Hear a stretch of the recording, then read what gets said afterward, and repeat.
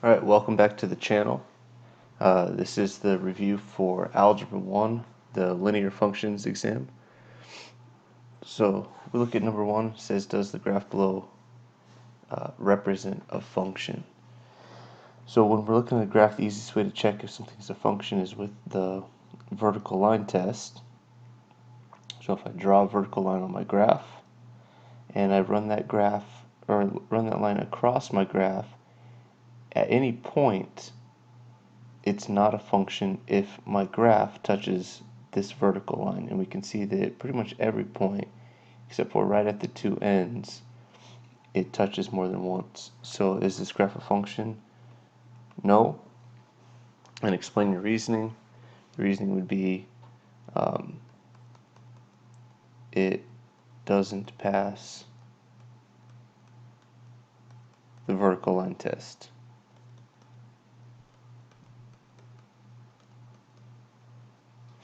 Down below, find the domain and the range. So the domain we know is the x values, and since this is a continuous graph, all values between the two endpoints exist. So we use the continuous domain, which is some value is less than or equal to x, which is less than something else. So we're looking at the two endpoints for x.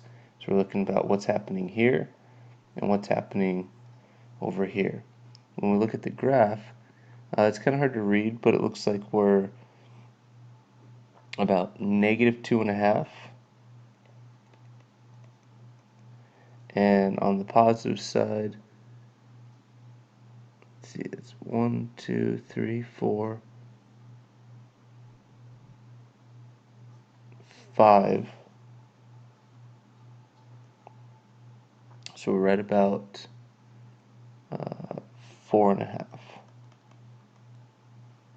The range, we do the same thing, but this time we're looking at the y value, so we're looking at the bottom and the top of the graph. And for the notation,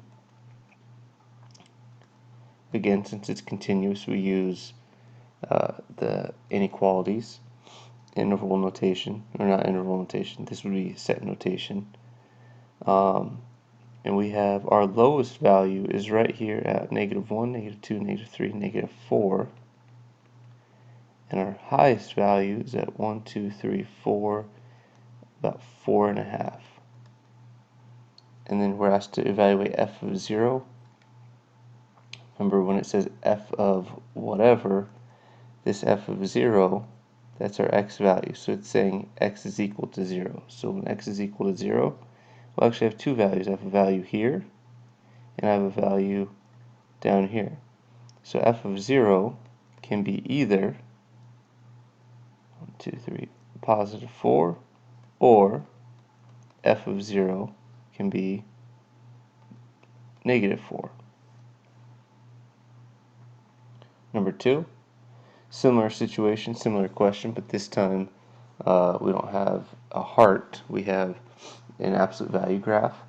And this time, when we draw a vertical line, so there's my vertical line, if I run it across my graph, no matter where I'm at, it only crosses once.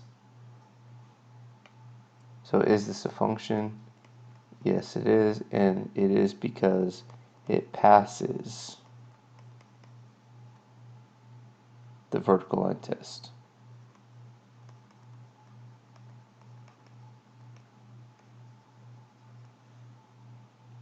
Go down a little bit further. Domain and range, once again, it's still a continuous graph, so we're still going to use our interval or our set notation, and we know that it's always set up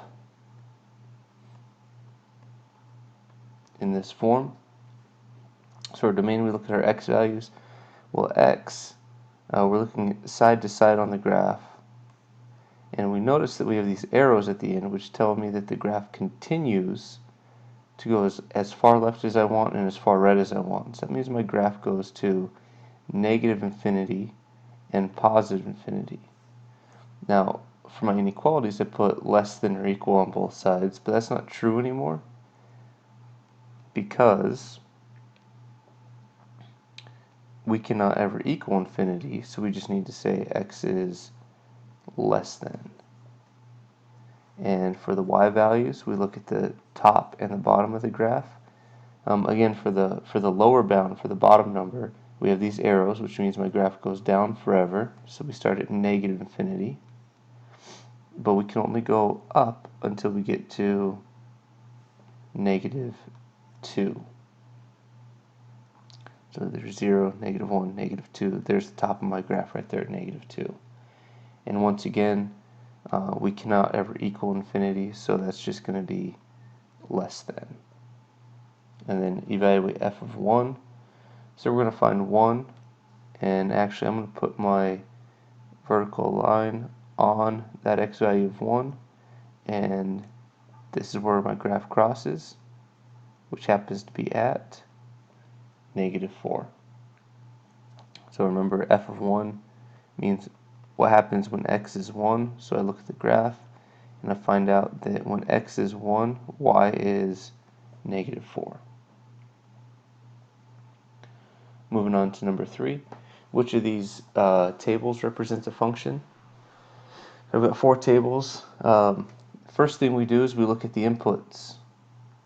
In a table of values, obviously every input's going to have an output. That's rule number 1 for a function. So if all my inputs are different, I don't need to worry about anything else other than that they go somewhere. Since I can see that every input has an output, like in the case of table 1, this is for sure a function. In table 2, all my inputs are different and they all go somewhere. I don't care where they go, they just all go somewhere. So that's also a function. When we get to 3, every input goes somewhere. But we need to be careful because 2 of my inputs are the same. 1 shows up twice. So since 1 shows up twice, I have to locate its output. The first time I have an input of 1, I get a 1. The second time I have an input of 1, I also get a 1. Since those are the same inputs, or the same outputs, it's still a function. And the last one, I have 4 inputs. My negative 1 repeats, but this time, the first time negative 1 goes to positive 4, the second time negative 1 goes to positive 6. And that one is not a function because they do not go to the same value. So select all that apply. It's going to be 1, 2, and 3. And finally, we have a mapping diagram. Mapping diagram is very similar to a table. We're looking for everything from the input. Remember, the input's the side that has the start of the arrow, and the output is the side that it's pointing at. I know it's a function by thinking about our function definition that says that every input has exactly one output. So if one of my inputs does not go somewhere, it's not a function. Or if one of my inputs goes to more than one place, it's not a function. So all I really have to do is look at the input side. Does 2 go somewhere? Yes. Does 3 go somewhere? Yes. Does 4 go somewhere? Yes. So that's a function. And the second one here, 7 goes somewhere, 8 goes somewhere, 9 goes somewhere. It's a function. I don't care where they go, I just need them to go somewhere. The third one, 2 goes somewhere, 3 goes somewhere, 7 goes somewhere, but 4 doesn't go anywhere, so that is not a function. And the last one, negative 6 goes somewhere, 3 goes 2 places. It goes to 0 and to 5. So that is also not a function. So my functions here are 1 and 2.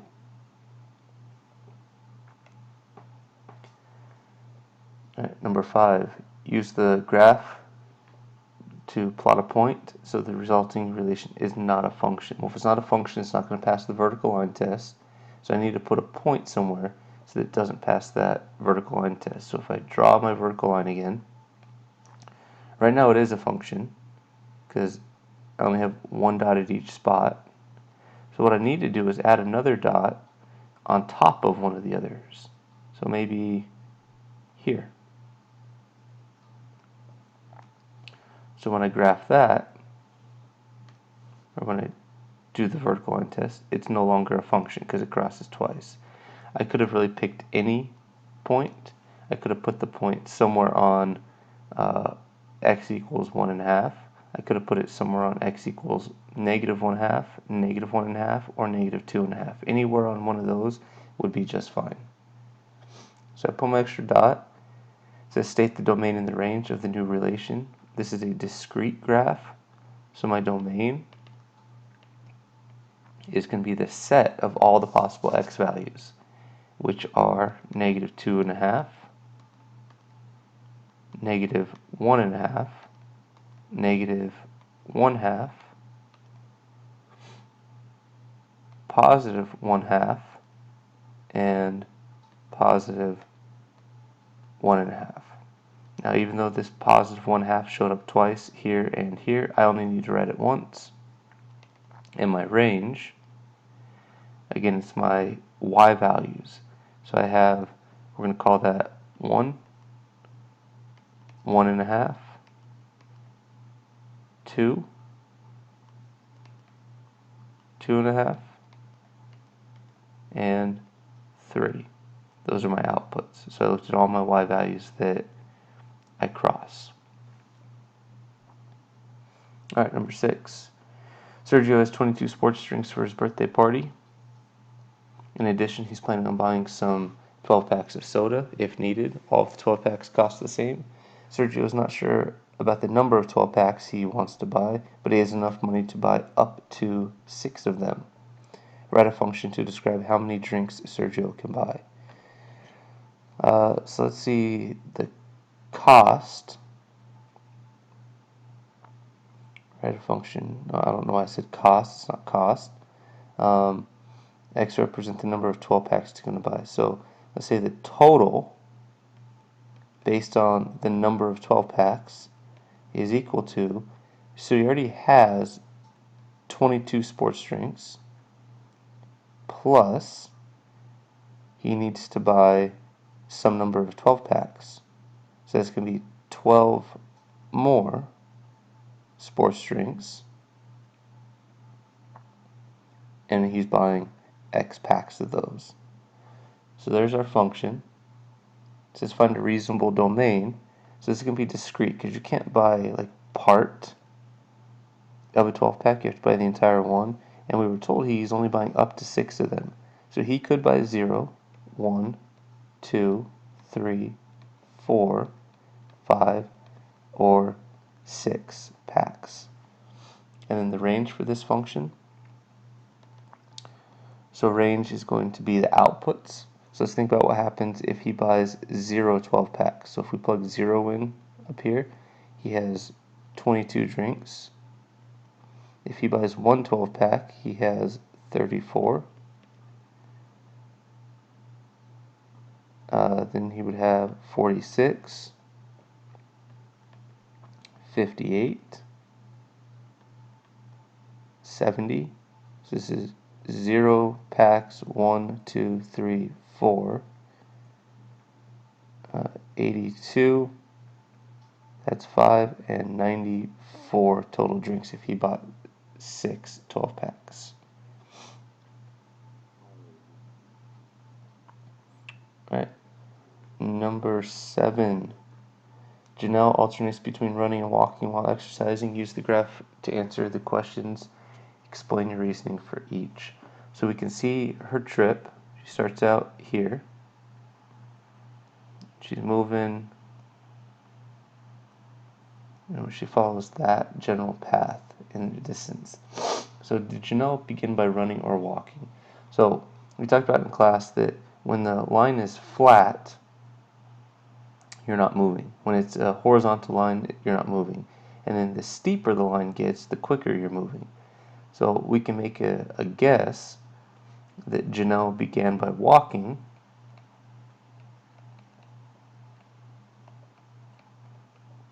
So she started by walking.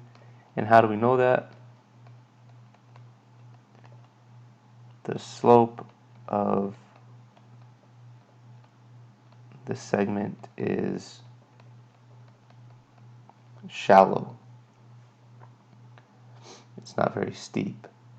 And in part B, Janelle took 2 breaks during the exercise. So a break would happen if she had a horizontal line where her distance wasn't changing but her time still was. I only see 1 break. I see 1 break right there. I'm going to say no. She only took 1 break. And the reasoning,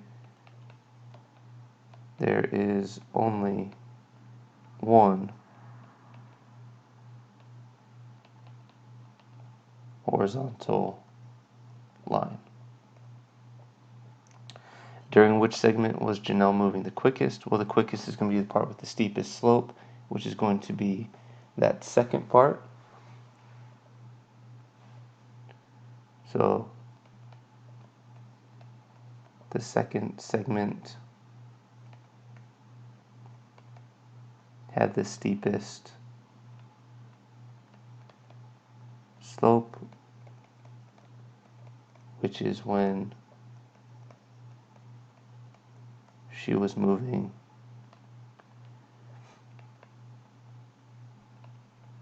the quickest. Number 8. This one was kind of wordy. You decide to go on a hike. You climb steadily for 2 hours and take a 30-minute break for lunch. Then you continue to climb faster than before. When you make it to the summit, you enjoy the view for an hour. Finally, you decide to climb down the mountain, but stop halfway for a short break, then climb the rest of the way down at a slower pace. Draw a graph to represent the situation. Alright, so we don't have a whole lot of times other than we know that we start by climbing steadily for 2 hours, so that's quite a while. So the first thing I'm going to do is draw, climbing steadily for 2 hours. Then it says we took a 30-minute break. That's going to be a pretty short break, something like that.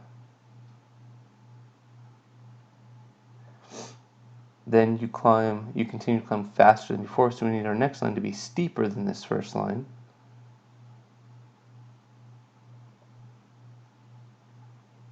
So there's steeper.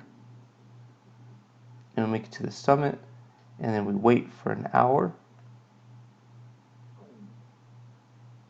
And that's about there.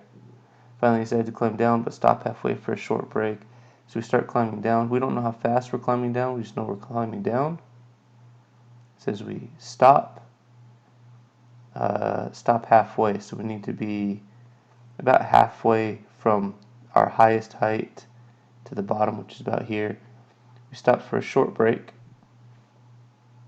and then we finish at a slower pace, so we're going to have a less steep line coming down until we reach the end of our graph. So just by looking at this, so we climb at a steady rate, we stop for half hour, climb a little bit quicker, because this segment here is steeper than this segment here. We stop for lunch, we start descending, take another break, start descending at a lower rate until we reach the bottom. Alright, last page. Complete the table of values and graph the function. So these are both, 9 and 10 are both continuous graphs. I know that because it doesn't give me the domain. If it told me the domain, I would have to use those domain values, but in this case it doesn't, so I'm going to use any values I want to make the table. I'm going to pick the ones that we talked about in class, -2, -1, 0, 1, 2, so we can see a good representation of the whole graph. And so to find f of x, we plug each of these x values in. So 2 times -2 is -4, minus 5 is -9. That gives me an ordered pair of -2, -9. Plug in -1. 2 times -1 is -2, minus 5 is -7. -1, -7. 2 times 0 is 0, minus 5 is -5. That's the point 0, -5. 1 is going to give me negative 3. And finally, 2 is going to give me negative 1. So now I plot my points. Negative 2, negative 9, negative 1, negative 7, 0, negative 5, 1, negative 3, and 2, negative 1. And since this is a continuous graph, I need to connect my dots. And remember, for continuous graphs, we need to have arrows on both sides showing that the graph continues forever. And the last problem. This time, f of x equals x squared minus 3. This is not going to be a line anymore. This is going to be a parabola, hopefully if we graph it correctly. Again, it's continuous, so we're not told what x values to use. So I'm going to use those 5. So remember, we're squaring the whole number. So it's negative 2 squared, which is 4, minus 3 is 1. So that negative 2, 1. Negative 1 squared is 1, minus 3 is negative 2. So negative 1, negative 2. 0 is going to give me negative 3. 1 gives me negative 2 again. And 2 gives me positive 1 again. So again, we plot these points. Negative 2, positive 1. Negative 1, negative 2. 0, negative 3. 1, negative 2. And 2, 1. And then when I connect these, I'm going to connect them in a nice smooth curve. It's not a V, it's a curve. And then I forgot about the 2 questions down here at the bottom. So we're going to go back to the left-hand side, number 9, the linear function. Find the value of f of x when x equals 1. So again, we're basically looking for f of 1. So we're going to go to our graph. I find that it's helpful if we draw that vertical line. So here's positive 1 for x. Okay, that's where I'm at. And I'm going to go down to my graph, and my graph crosses at negative 3. So f of 1 is negative 3. I'll go ahead and move this over to the other graph because we need it there in a minute. And then we also need, for the second part, we need to find the value of x such that f of x is equal to 3. So in this case, this says f of x is equal to 3. It's not x equals something, it's f of x equals something. We talked about in class that f of x is another way of saying y. So what happens when the y value is 3? So it says find the value of x that makes that true. I'm going to go to my graph. This time I want a horizontal line. And I'm going to put my horizontal line at positive 3. And it wasn't quite long enough, so if I extend it just a little bit, and if I drew my line better,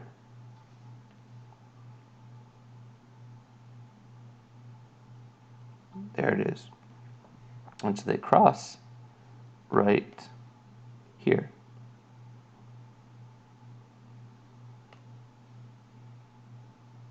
They cross right there. So when y is 3, x is 4. So the value of x that makes it true is x equals 4. Alright, now back to the right side on the parabola. Once again, I'm going to take my horizontal line and move it over because I'm going to need that in a second as well. So find the value of f of x when x is 3. So this is again saying what is f of 3. So I'm going to use my vertical line that I created. and f of 3, there's 3 on my x-axis, 1, 2, 3. And if we continue the graph up, we're going to have to keep going, and it's going to cross somewhere around there. I can double check exactly what that is because I have the function x squared minus 3. So I'm going to have 3 squared minus 3, which is 6. So f of 3 equals 6. And it looks like I eyeballed that graph incorrectly. Should have been up here. So it would cross somewhere around there. Okay. Finally, find the value of x such that f of x equals -2. Once again, that's y. So I want to know what happens when y is equal to -2. So I'm going to take my horizontal line. There's -2, right? 0, -1, -2. And it looks like I actually cross twice. I have 2 values. I have an x value on the left and an x value on the right. And those x values would be x equals -1 or x equals +1. So I've got 2 inputs that give me an output of -2.